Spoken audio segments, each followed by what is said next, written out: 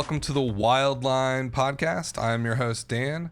This is a new podcast about movies and how much money they make. So this is the first new episode of the week, so we're going to walk through what happened over the weekend and do some analysis. I'm just going to walk through the top 10 first, and then I'll do some deep dives a little bit later in the episode and talk about the new releases.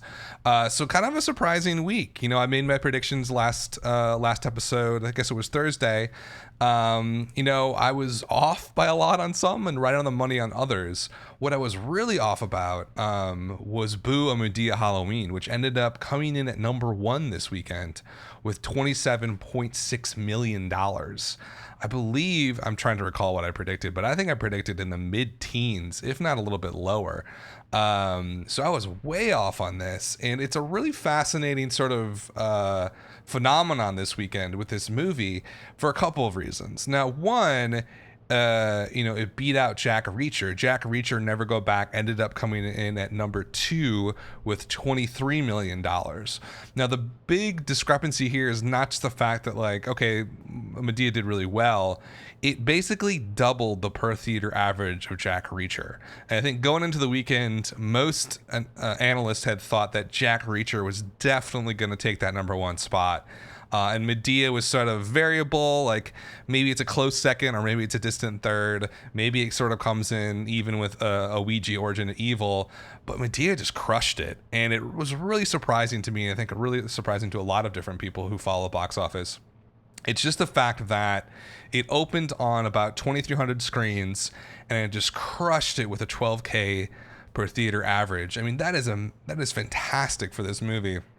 And I got to go back and look and kind of review what the other Tyler Perry movies did in terms of the per theater average. But that's definitely on the higher end, especially compared to his recent work.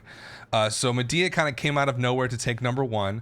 Jack Reacher, Never Go Back, the sequel, was in number 2 with $23 million. That opened up on about 3,800 screens. So its per theater average was just about half of Medea's at 6K. Coming in number 3 was a Ouija Origin of Evil. I got this one almost on the money. I believe I predicted 14.5. It came in at just over $14 million, opening up on about 3,170 screens with a per theater average of about $4,400. Not terrible. All right. Kind of exactly what I expected. Definitely didn't break out like I had hoped it would, especially because I went long on it on Hollywood Stock Exchange. But I think that next weekend Ouija's gonna sort of not drop like 70% like some horror films. I think it might have a nice small drop just because next weekend or this weekend coming up is the Halloween weekend. So people really want to see a scary movie. So Ouija was in number 3. Right next to it in number 4 was The Accountant. And this is the holdover from last weekend. Came in at $14,025,000 to be exact, on about 3,300 screens. Did pretty well.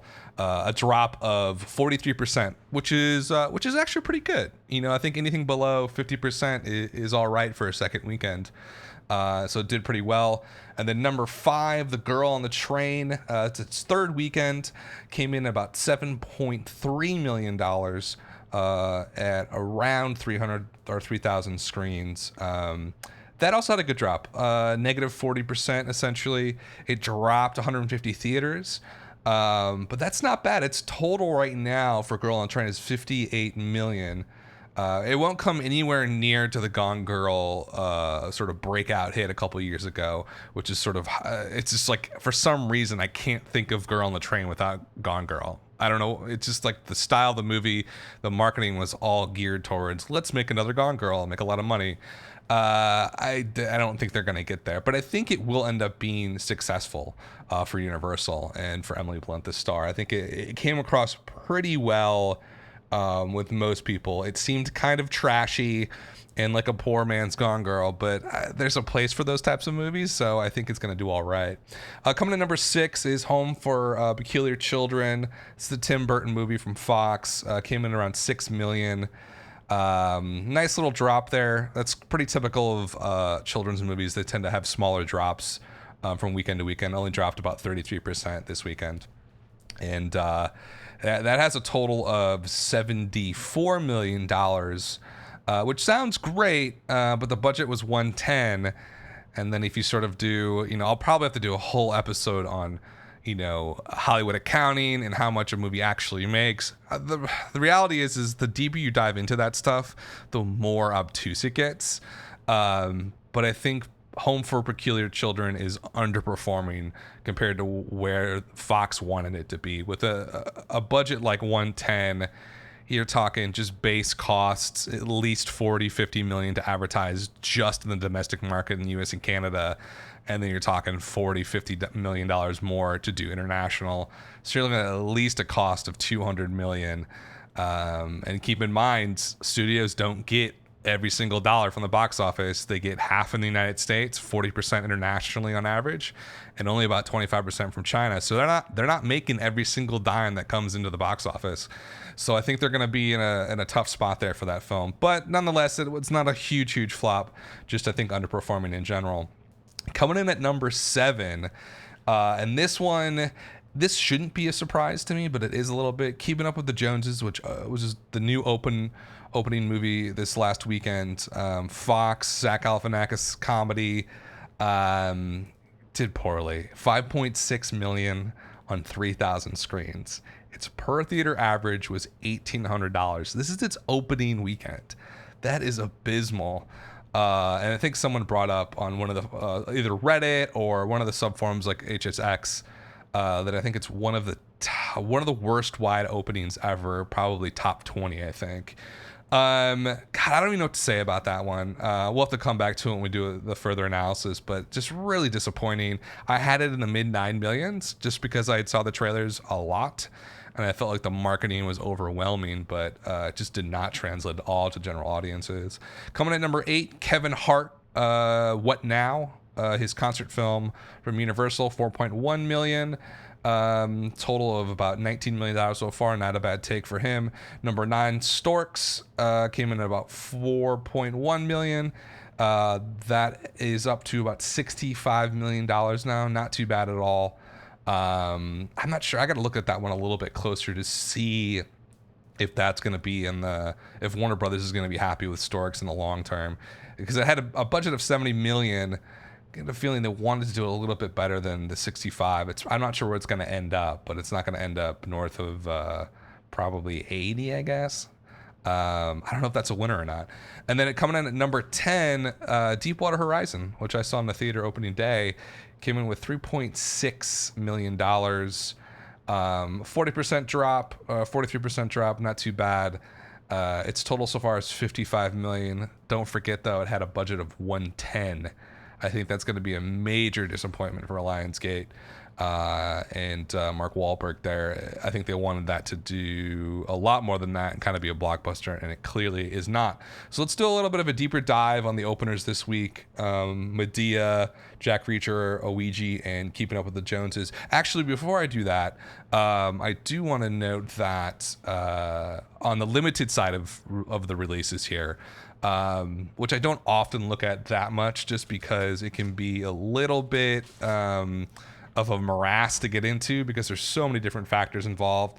How many cities and where is it opening and all that kind of stuff. It can really screw the numbers up a lot. But I do want to note that Moonlight, which is a release from A24, which I am a huge fan of, just in general what they're doing. They're kind of like a startup studio, kind of an indie studio that is just crushing it in terms of creating or choosing great scripts and great directors to work with. And their sort of slate or the films that they've released sort of speaks for itself. And like Green Room. They also had The Witch, The Lobster, Swiss Army Man, which people are kind of like in and out about, but I think they're a really fascinating studio, and I hope that they sort of continue with it and expand a lot more. They had some movies that were great that didn't do so well, like Slow West, Mississippi Grind. I don't know what Life After Beth is. It sounds so familiar. They have some really big bombs too, like The Sea of Trees, which just did nothing. But I mean, they had Ex Machina. I mean, come on, The Witch, Room, Spring Breakers, which I think is an American classic that people don't realize yet. It's an American classic. You heard it here first. Spring Breakers. James Franco should have won an Oscar for that role as a riff-raff sort of rip-off, if that makes sense. In any event, sorry for the little sidetrack there, but Moonlight opened this weekend, opened up in New York, Los Angeles, did very well. Very, very well. Over $100,000 per theater average. Now, again, that's skewed, about $104,000 to be exact. That's skewed because it's opening only on 4 different theaters in New York and Los Angeles. But that's still a super, super good sign for that movie. And I have very high hopes that it will get some really good awards recognition when we get into that season later this year. I still haven't seen it yet, obviously, because I don't live in New York, Los Angeles. I'm here in Tennessee.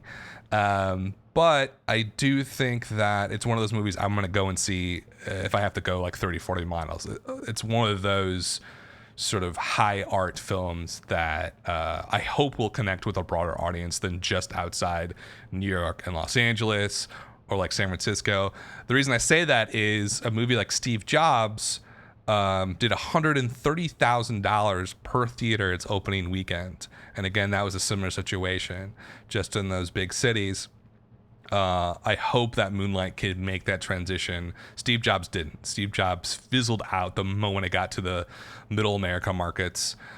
Even the bigger city markets like Atlanta and Chicago, I just did not do well. So I hope Moonlight can make that leap from limited to wider release and get some Oscar noms, because based on what I've seen, it looks like a fantastic film. So I just wanted to note that Moonlight's doing very, very well, and I expect it to continue to do well as it sort of adds theaters. So let's do a little deeper dive into the 4 big wide openers. Boo! Madea Halloween is the biggest surprise. The big surprise more than anything is that per theater average of over $12,000. That is fantastic. Normally you're looking at like a decent opening. It's about $5,000 per theater. That's around where a Ouija was. There's something about this specific Madea film, and I don't know if it was the Halloween theme and it just sort of lined up with what people wanted to see last weekend with like the Halloween vibe going on right now. It's very surprising. Because, I could have seen like maybe a $7,000 per theater average. I'm like, that's pretty good. That's like a really good opening for them. But this is like the definition of a pop. It popped. For some reason, it popped. And I can't figure out why. The critics savaged this film. I actually have to look up what the Rotten Tomatoes score was on it. But the critics just did not like it. It came in at 30% on Rotten Tomatoes, which is awful. The average rating, which is a little bit more detailed. Some people don't trust the average rating. I don't really know that much about it. The thing with Rotten Tomatoes, obviously, is that it's either a yes or a no. Either it's fresh or it's not. And there's also, I believe, another score that the reviewers input to Rotten Tomatoes, giving it a score 1 out of 10. And so that average rating was 3.8. So it's a little bit higher than that 30%, but it's still awful. At the end of the day, critics hated it. Audiences seem to like it. 70% said they liked it. Its average rating from audiences on Rotten Tomatoes was 3.7 out of 5, which is not too bad. It's pretty good on about 5,000 ratings. I kind of wonder what's more reliable. Like, is it the Rotten Tomatoes audience score, or is it something like CinemaScore? Now, in CinemaScore, Madea did an A, which is fantastic, which is exactly what you want. The people that went to go see the movie the opening day and night really liked the film. And that's the best that you can ask for from a Hollywood studio. They're just like, yep, this is great. The people loved it who we wanted to see it. So I don't know. I don't even know what to think about Madea and Boo. It just was very surprising. I thought that, and I read somewhere that the proportion of the audience that was not African American for this film was higher than his other films. So maybe that had a lot to do with it popping off. Like, it wasn't just African Americans seeing this film. I had sort of theorized that the Kevin Hart film last week might have taken the bite out of Madea, just because that was hyper focused on the African American demographic, and this was just a week later. I was thinking that, okay, maybe it's going to take a little bit of an edge off, but that's not the case. And it sounds like Boo, for some reason, translated to Latinos and the white demographic as well. So that's great. That's great for Tyler Perry. Just very surprising. And it sort of suggests that maybe as we analyze the box office, that sometimes we rely on demographic information that is too set in stone. Like when you look at the past movies from Tyler Perry, the assumption was just it's 90% African American people are seeing these films. Well, maybe that's not the case anymore moving forward.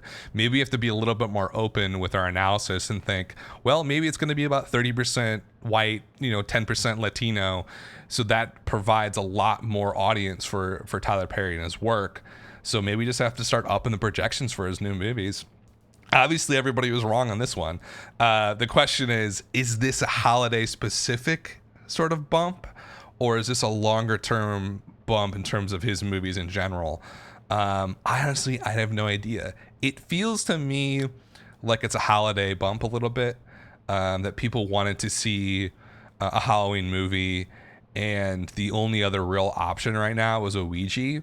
And a Ouija, the first one, got a C CinemaScore, and I believe the Rotten Tomatoes on it was just awful.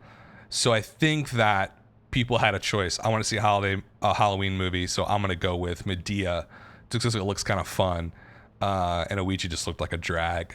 In any event, Madea really crushed it, surprised everybody, came in at $27.6 million, so that's pretty rad.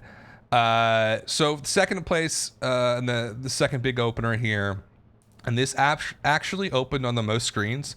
This was the most screens of any movie playing right now was Jack Reacher Never Go Back. This is the Tom Cruise sort of spy-esque thriller, I believe based on a book. It did not do as well as we thought. I said about 20 million, and it came in a little bit above that. I was hoping or thinking that it might pop off a bit more than the 23 million. For some reason, the 23 million, even though it's higher than I sort of predicted, just feels really underwhelming. I think because it lost to Madea. Like if it was 23 million and Madea came in at like 17, 16, like, all right, yeah, Jack Reacher did pretty well. But in relation to Madea, it just looks bad. It just looks awful. And that's too bad for Tom Cruise because he, I think he's trying to make a big comeback and sort of be the A-list movie star that he was in the 2000s and the 90s. I don't know if he can really fill a theater nowadays if this is only coming at 23 million, and the multiplier in this is not going to be high. It's just not. I don't think audiences liked it as much. It had a B+ CinemaScore. So that, I sort of view CinemaScore as this. A through B is more like A through F. So like a B+ is, sort of like a C in reality. And a C itself, if it actually got a C, like the Ouija sequel, that's more like an F. So Jack Reacher did okay with the audiences who went to go see it on the first couple of days. It did not do well with the critics at all.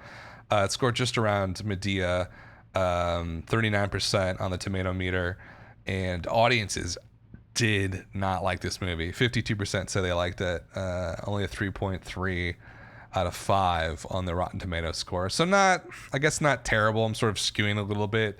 When you just look at it, it's like critics hated it. It's got like the popcorn tub turned over on Rotten Tomatoes from the audience score, so it seems maybe a little bit worse than it is. But the general consensus is that the direction on this was bad, and I don't know if they're going to make another one, because if this is coming in at 23 and the audiences and critics hated it and the CinemaScore wasn't fantastic, you're looking at maybe 2.7 multiplier if it's lucky, maybe like 60 million, maybe a little bit less. I think that's what I originally projected on it. I don't know. I just don't. I think it should have done more with the scenario like it was last weekend. You would think that a Ouija and Boo would cancel each other out a little bit and take each other's audience, and Jack Reacher would be able to sort of leap on top of them and be coming at like a 25, 26 and be number one, and have that buzz of being number one for the weekend, but it just petered out. That might even hurt the multiplier even more, the fact that it didn't come in first. I think it probably will. So it could even come in, significantly less than 60 million, like in the 50s. But in any event, Jack Reacher, on the one hand, overperformed, on the other hand, underperformed. And then number 3 opener this week at about 3,200 screens was Ouija, Origin of Evil. I've already mentioned that CinemaScore was C, which makes me not trust CinemaScore at all. And here's why. So the original Ouija sucked. Everybody knows this. I saw it. I'm a horror buff, and I thought it was absolutely a trashy, terrible film, and I have no idea why they made it. Obviously to cash in, but it was a poor quality film. So I was super surprised that they were going to come out with a sequel. Saw the trailer of the sequel. I was like, this looks like a whole different sort of world than the first one, and it looked actually really good. And critics have liked this film. It has an 81% on the tomato meter, which is high. That's as high as Deepwater Horizon, basically. Now the average rating from critics is 6.1. That's a huge difference, right? So I think what ended up happening here is that most critics really enjoyed the film, but they had some very specific critiques of it that made them, give it a positive spin, because I think that they were surprised by how good it was. But when they took a step back and had to give a 1 out of 10 score, it was a little bit lower than it's good or not. Audiences also seem to like it. It's at 66% on the audience score of Rotten Tomatoes, 3.5 out of 5 from the audience, over 5,000 ratings, 57. You know what's crazy about this? What doesn't make any sense to me is that, okay, it's got 66% audience score on 5,700 ratings, right? So 5,700 ratings. I look at Madea, and it's got 70%, a little bit better, but it only has 4,700 ratings. So it's 1,000 less ratings on Rotten Tomatoes, yet Boo Madea did over $10 million more, $13 million more than Ouija Origin of Evil. There's got to be, I don't know why that discrepancy is there. Just really odd to me that's the case. In any event, what I wanted to say about Ouija is that the CinemaScore came in at C. That doesn't make any sense. When you compare that to the critical score of an 81 on Rotten Tomatoes and a 66% of people liked it, a C on CinemaScore is an F, essentially, for all intents and purposes. I think there's only been a handful of films this year that have gotten a C grade on CinemaScore. It's not common. It means that the movie's terrible, and the people that wanted to go see it hated it. I don't think that was the case with Ouija 2, based on the extra data that we have here. So I think something happened with the CinemaScore on that Thursday or Friday night, where they just, for some reason, had a skewed audience or something. I don't know if they had to throw out some of the results and that's what skewed it, or at the particular theater in Houston where they did one of the surveys, it just, everybody hated it. It's skewed, and it's probably wrong. And it gives a really incorrect assumption about the quality of that film. And even more importantly, incorrect assumption about how viewers saw that film, which is the whole point of CinemaScore.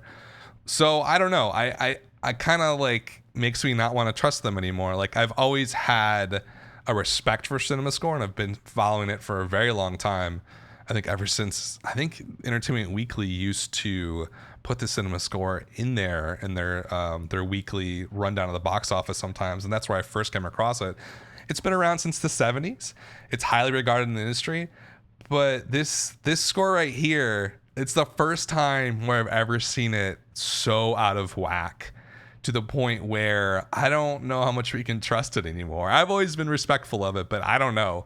You can't release a score of a C when it's so clearly not in line at all with the rest of what people are saying. And now it kind of makes me want to go back and look at some other ratings and be like, how did this happen? Why is this so off? In any event, I don't know what to say about Ouija, because it hit right on the mine mark. I said 14.5 million last weekend.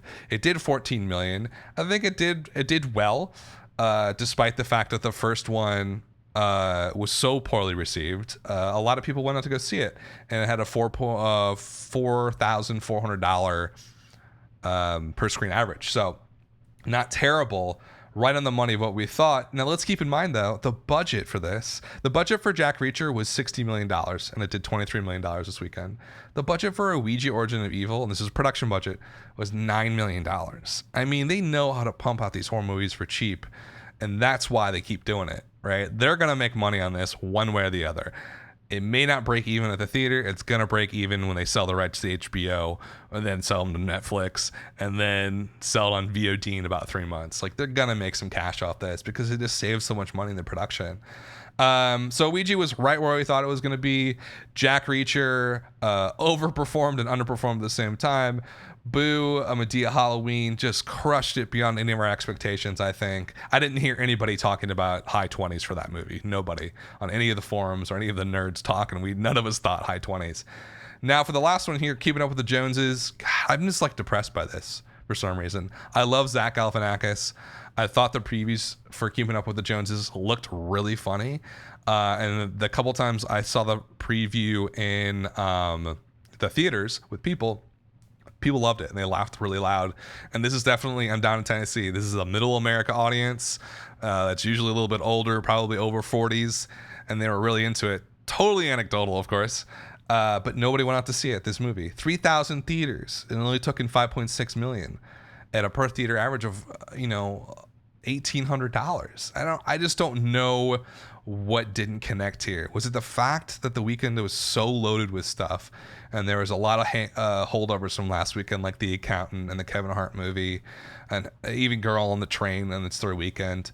Is that what sort of undermined this film? Now, Deadline had a really cool article about it that I haven't had a chance to go through, basically detailing what happened or what are the possibilities that happened here. And I think they do mention the movie Masterminds, which came out about a month ago. Also Zach Galifianakis, but it also had like Owen Wilson and Kristen Wiig in it.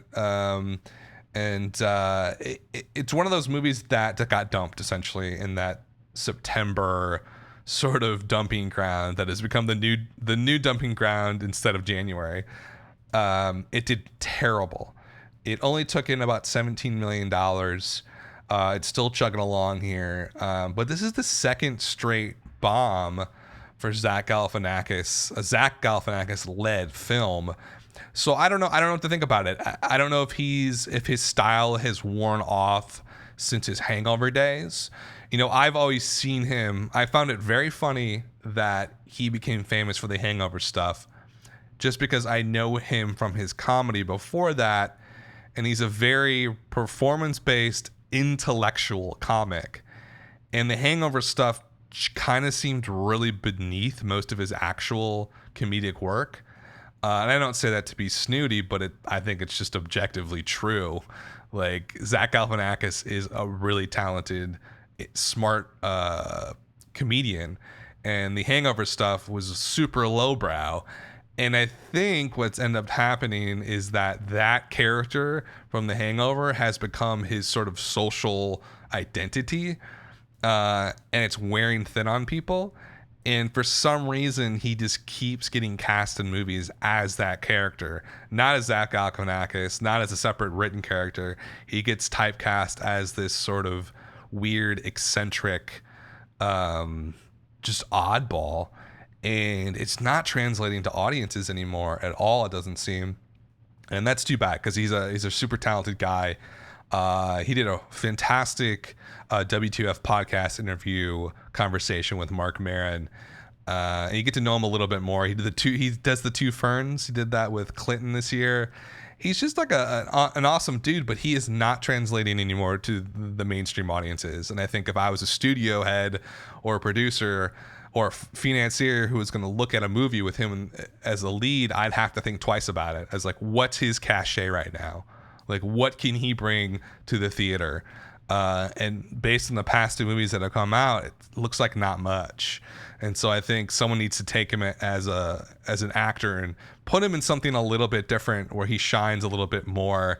He seems to me like an art house theater guy. Like, I think he would do a lot better in indie films and just keep pumping those out, as opposed to trying to replicate the Hangover persona. I think it's dead. And the performances of these movies, Masterminds and Keeping Up with the Joneses, sort of proves that. In any event, that's sort of the rundown for the weekends.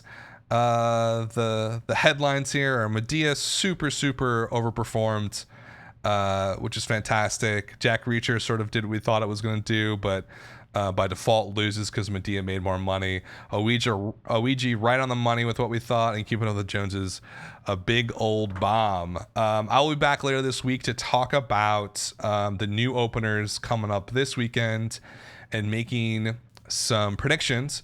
The only really big opener this week is Inferno, so I'm going to do a little deep dive on that one and kind of take a look at the other Dan Brown films and see what's going to happen with that. Anyways, thanks for listening, guys. I'm up on Stitcher now. iTunes is still in a holding pattern, so that'll be up there soon. On SoundCloud, of course. Also have a new website that I'm working on, thewildlinepodcast.com. So check that out. Thanks for listening. Take care.